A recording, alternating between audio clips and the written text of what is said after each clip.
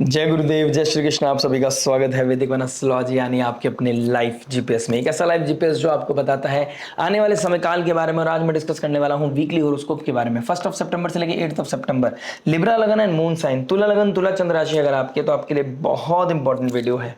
एक तरफ चंद्रमा जो आपके 10th हाउस के मालिक है, नेम फेम अथॉरिटी पोजीशन के मालिक है आपकी। आपको किस नजरिए से जाना जाएगा, कैसे आपकी पहचान होगी, वो जो स्वामी है वो गंडांत जोन को क्रॉस करेगा। नीच राशि से इस हफ्ते को शुरुआत करेगा, फिर गंडांत जोन को क्रॉस करके ज्येष्ठ नक्षत्र से मूल नक्षत्र में जाएगा।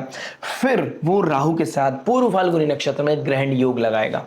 5th हाउस में आपका ग्रहण लगना, आपके ऊपर उसका क्या इंपैक्ट पड़ेगा कोशिश करेंगे इसके लिए एक डिफरेंट वीडियो जिसमें होल सोल हम ग्रहण के ऊपर बात करेंगे। लेकिन अभी फिलहाल हम एवरी एस्पेक्ट को टच करेंगे, हर ट्रांजिट को टच करेंगे। उधर मरकरी भी अपनी गंडांत जोन को क्रॉस करके एक जंक्शन को यानी कि वाटरी साइन से निकलकर फायरी साइन में जा रहा है। बुध मरकरी जा रहे हैं अपनी एक ऐसी जोन में जहां पर उनको अपनी सेल्फ रिस्पेक्ट के बारे में पता चलेगा। तो ये बहुत इंपॉर्टेंट पीरियड है आपका। Being a 9th Lord 11th में चला गया है, 12th लॉर्ड 11th में आ गया है, यानी कि 12th अपने से 12 चला गया है। यानी कि यहाँ पर एक सिनेरियो बन रहा है कि लॉसेस अब प्रॉफिट में कन्वर्ट होगा। जो खो चुके थे वो वापस आएगा। मैं इसमें ये नहीं बोल रहा हूँ कि आपका खोया हुआ रिलेशनशिप, प्यार मोहब्बत याद आएगी आपको, वो वापस आ जाएगी आपके पास, नहीं। वो सेल्फ रिस्पेक्ट जो खो गई थी वो वापस आएगी आपकी। जो अपने वैल्यूज खो दिए थे वो वापस आएंगे आपके। वो रियलाइजेशन होगा कि आप अपने आप से कैसे बात कर रहे थे, आपने अपने आप को कैसे डील किया है, बीते 2 सालों में आपने अपने आप को कैसे ट्रीट किया है, किस चीज को आप जबरदस्ती फिक्स करने में लगे थे और आपसे कॉस्मोस कुछ और मांग रहा था। तो ये अपने आप में एक अल्टीमेट गेन्स के रूप में आपके सामने आता हुआ नजर आएगा। और ये ग्रहण पूर्व फाल्गुनी नक्षत्र एक हीलिंग की तरफ आपको लेके जाएगा। इसके बारे में डिफरेंट वीडियो बनाऊंगा क्योंकि जुपिटर का 9th एस्पेक्ट आपको यहां पर हील करने के लिए रेडी है। 5th हाउस हमारी क्रिएटिविटी है, विजन है, हमारा पूर्व पुण्य है। पुण्य को कहीं ना कहीं फ्लरिश करने का मौका मिलेगा। लेकिन ओवरऑल हम उसके बारे में जानेंगे बाद में। फिलहाल हम वीकली वीडियोस को समझ लेते हैं। शनि आपके योग कारक प्लैनेट बनकर 6th हाउस में रेट्रोग्रेड हो गए हैं, यानी कि आपको डिसिप्लिन होने पे मजबूर किया जा रहा है।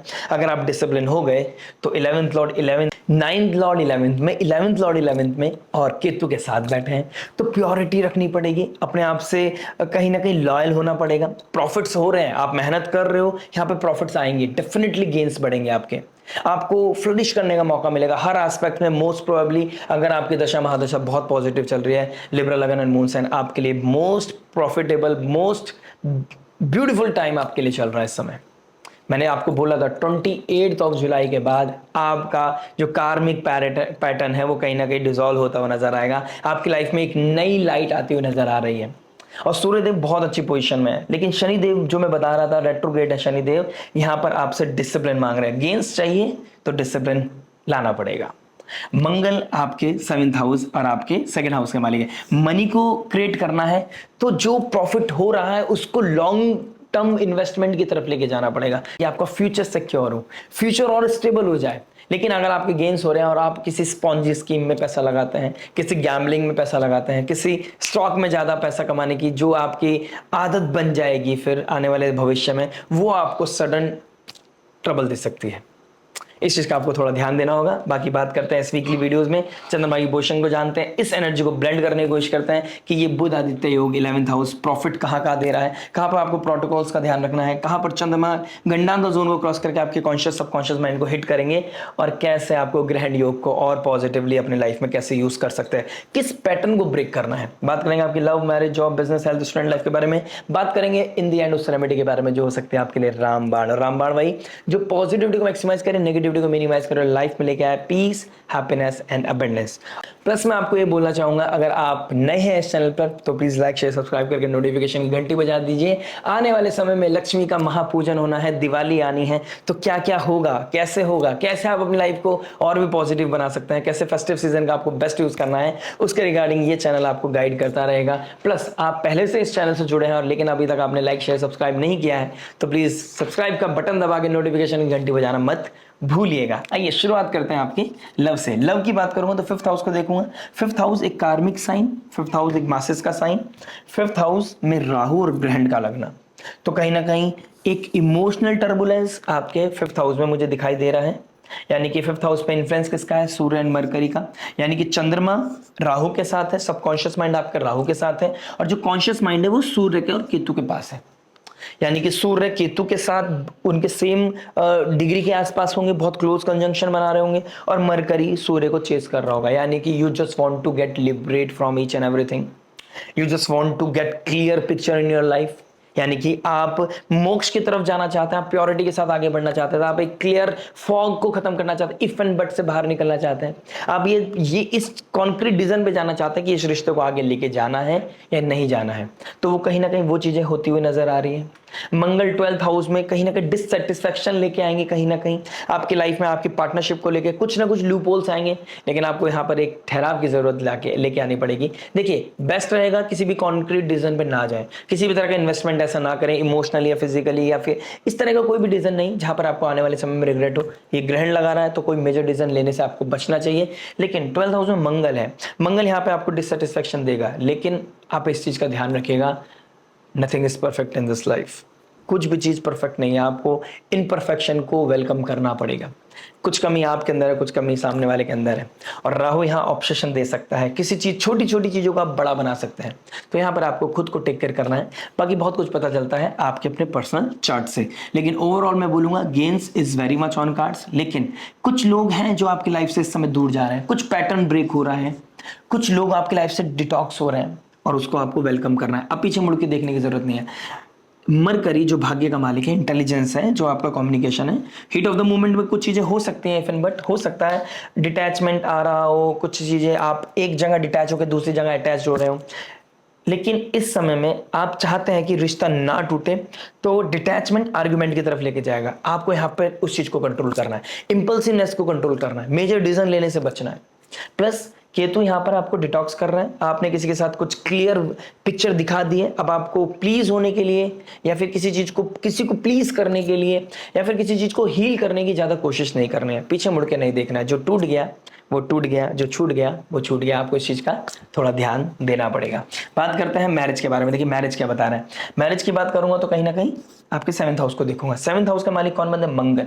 मंगल अपने से 6th हाउस में जाकर 12th हाउस में बैठा है। अगर आप फॉरेन लैंड में रहते हैं तो कहीं ना कहीं पीस बना हुआ होगा, आपका इंटरनल पीस, या आप किसी साधना में लगे होंगे, किसी तरह की मेडिटेशन, योगा मेडिटेशन, किसी तरह का ट्रैवलिंग इस समय आप ज्यादा कर रहे होंगे। इस तरह की चीजें आपके लोगों की दिखाई दे रही है।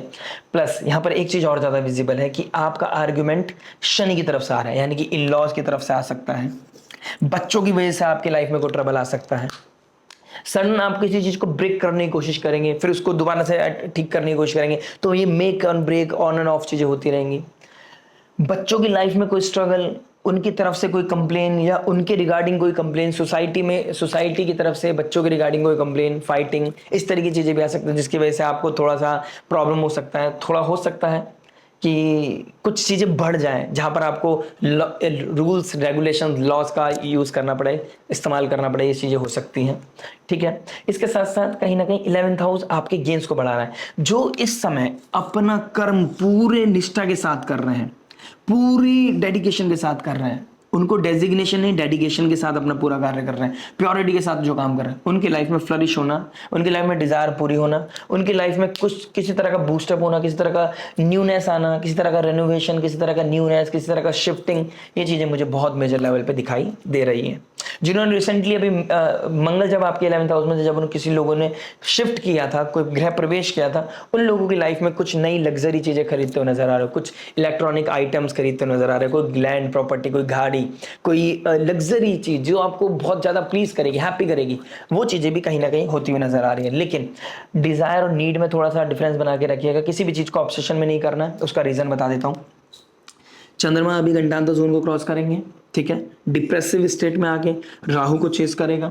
राहु को चेस जैसे ही करेगा, राहु इल्यूजन देगा, राहु ऑब्सेशन देगा। ऑब्सेशन के चक्कर में you have money and you will invest somewhere, ऐसी जगह यहाँ पे इन्वेस्ट कर दोगे आप इस पैसे को जहां पर आप अपने फ्यूचर के लिए कर सकते थे, लेकिन आपने फॉर द टेम्परेरी डिजायर के चक्कर में आप कुछ एक्स्ट्रा मनी स्पेंड कर सकते हैं। हो सकता है ट्रैवल कर लो, हो सकता है कहीं पे आप कुछ चीजें परचेज कर लो, तो यहाँ पे आपको थोड़ा टेक केयर करना है। इंपल्सिवनेस आपको नहीं दिखानी है। ओवरऑल मैं बोलूंगा कुछ आर्गुमेंट्स हैं, कुछ आपके डिसरिस्पेक्ट होने वाली सिचुएशन है, वो चीजें आपको फील होने वाली है कि कौन मेरा रेस्पेक्ट कर रहा है, कौन मेरा रेस्पेक्ट नहीं कर रहा है, कौन मेरे साथ है, कौन मेरे साथ नहीं है। और मैं एक चीज और बताना चाहता हूं जो लव में मैं भूल गया हूं। 5th हाउस का मालिक 6th में बैठा है। जब से शनिदेव वक्री हुए हैं, यानी कि रिसेंटली 3 महीने पहले, 3 से 4 महीने पहले कोई आपकी लाइफ में आया है, वो स्टेबल नहीं रहेगा। ये लव पार्ट पे है। और जिन लोगों का रिलेशन है, मैरिज के अलावा भी कोई रिलेशनशिप है, कोई फ्रेंडशिप है, उन लोगों के लिए यहाँ पर किसी के ऊपर मेजर कह सकता हूँ बहुत ज़्यादा ट्रस्ट करना, बहुत ज़्यादा रिलाई करना, ये आपके लिए थोड़ा सा हानिकारक हो सकता है। इस चीज़ का थोड़ा ध्यान रखिएगा। बात करते हैं जॉब के बारे में। देखिए जॉब क्या बता रहे हैं। जॉब की बात करेंगे तो आपके 6th हाउस को देखूंगा। 6th हाउस में शनि देव का वक्री होना, शनि का एस्पेक्ट कहीं ना कहीं 8th हाउस पे पड़ रहा है, यानी कि आपकी स्पीच को थोड़ा सा आपको मेंटेन करना पड़ेगा। नए लोगों के लिए नया इंटरव्यू, नई जॉब, नई चीजें दिखाई दे रही है। कोई डील, कोई नया प्रोजेक्ट आप लोगों के लिए मुझे बहुत मेजर लेवल पे दिखाई दे रहा है। आईटी कंपनी कहीं ना कहीं किसी तरह की कम्युनिकेशन, टेलीकॉम, इन लोगों के लिए बहुत ही अच्छी फील्ड है। जो इस फील्ड में है उनके लिए फ्लरिश करने का समय है।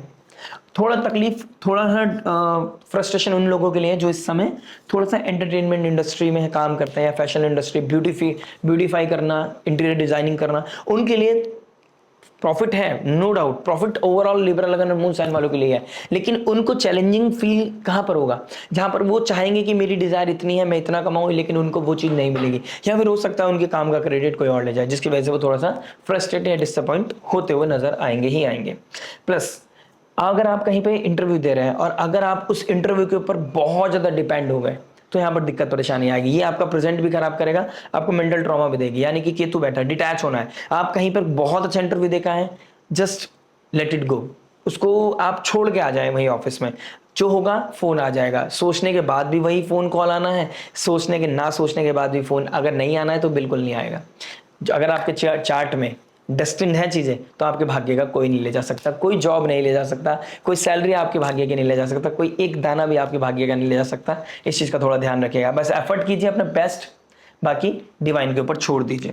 बात करते हैं बिजनेस के बारे में। देखिए बिजनेस क्या बता रहे हैं। बिजनेस की बात करूंगा तो 10th हाउस का मालिक कहीं ना कहीं ग्रैंड योग बना रहा है। नेम फेम आइडेंटिटी को थोड़ा बचाना है इस समय। आप कोई लुक्रेटिव, कोई पॉन्जी स्कीम में पैसा लगा सकते हैं।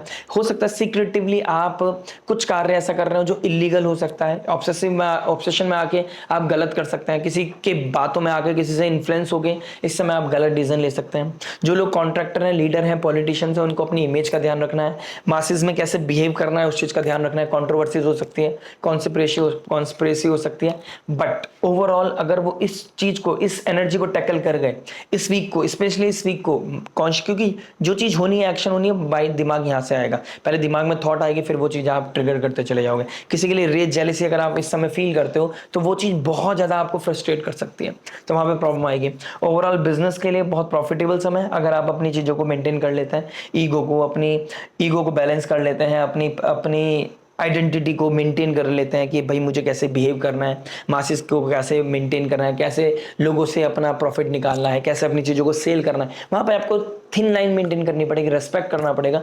ऑटोमेटिकली आपके गेन्स बढ़ेंगे। आप इस समय रिलेशनशिप मेंटेन करने में, रिलेशनशिप बिल्ड करने में ध्यान लगाइएगा। अगर आप इनसे वन टाइम किसी तरह का प्रॉफिट अचीव करना चाहते हैं तो आपके लिए ट्रबल क्रिएट हो सकता है। ओवरऑल प्रॉफिट के लिए बहुत अच्छा समय है, लेकिन ओवरऑल मैं बोलूंगा कुछ लोगों के लिए इस समय चीज़ें कट हुई होंगी। कट इन द सेंस, यानी कि उनका कम्युनिकेशन इस तरह का वियर्ड हो गया, कोई पार्टनरशिप ब्रेक हो गया। हो सकता है कि फैमिली में ही अब बिजनेस सेपरेट हो गया।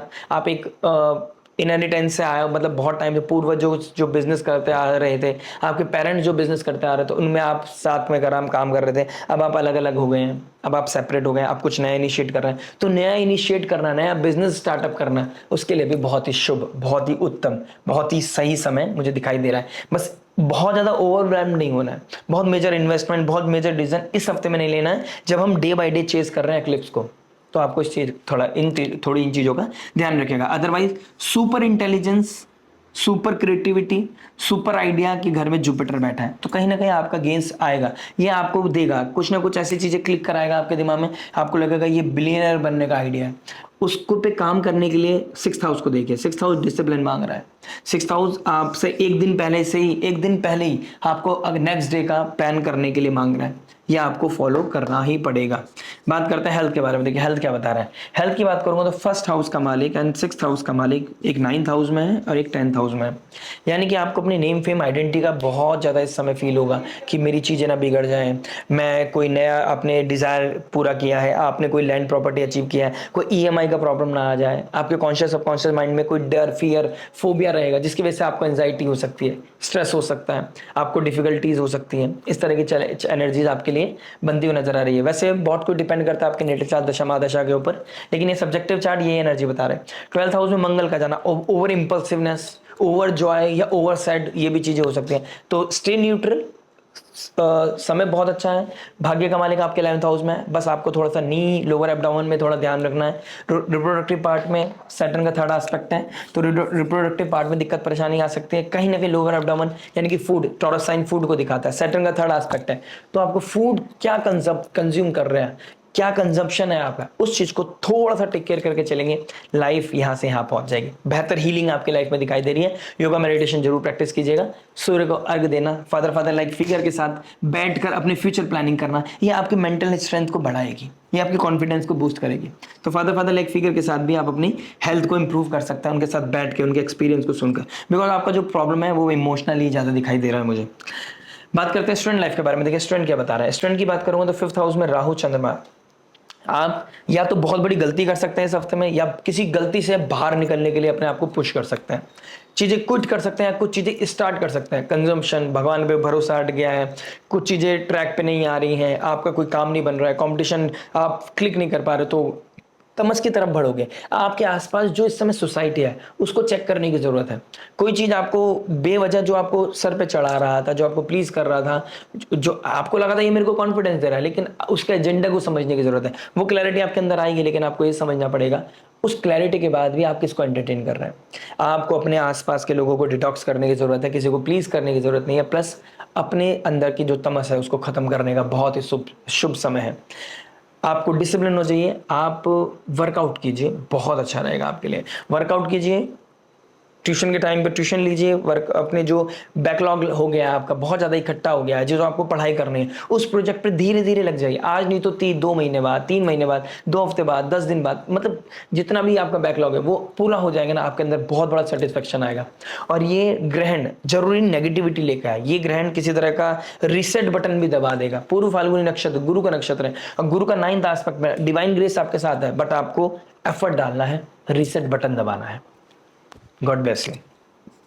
बात करते हैं रेमेडी के बारे में। देखिए रेमेडी क्या बता रही है। रेमेडी की बात करूं तो कहीं ना कहीं आपके फर्स्ट हाउस का मालिक 10th में बैठा है। नेम फेम आइडेंटिटी को प्रोटेक्ट करने के लिए आप किसी फीमेल के साथ उनकी ब्लेसिंग्स लेना, फीमेल के साथ अपनी चीजों को शेयर करना, उनसे कोई सजेशन लेना, बट मेक श्योर आप किससे ले रहे हैं, गुरु किसको बना रहे हैं, ये चीज का ध्यान रखिएगा। वो उस काबिल है या नहीं है, वो उस जस्टिफाई कर पाएंगी नहीं कर पाएंगी आपके क्वेश्चंस के आंसर के साथ, उस चीज को देखना है, उस चीज को आपने कॉन्शियसली क्लियर करना है। प्लस आपको देवी माँ दुर्गा, माँ भगवती, माँ भवानी की आराधना करनी चाहिए। दुर्गा चालीसा आपको रेगुलर रिसाइट करना चाहिए। Yoga meditation will be the key. Plus Ganpati Bappa Morya, Mangal Murti Morya. आप गणेश अथर्वशीष, गणेश चालीसा या फिर गणेश मंत्र का जाप कर सकते हैं, या सिंपली यू कैन चैंट वक्रतुंड महाकाय सूर्यकोटि समप्रभा निर्विघ्नं कुरु मे देव सर्वकार्येषु सर्वदा। ये आपके सारे रोड ऑब्स्टेकल्स को खत्म करेगी, चैलेंजेस को खत्म करेगी, मिनिमाइज करेगी, और लाइफ में लेके आएगी पीस, हैप्पीनेस एंड अबंडेंस। आशा करते हैं वीडियो समझ में आएगा। मिलते हैं नेक्स्ट वीडियो में। टिल देन नमस्ते, राधे राधे, प्रणाम।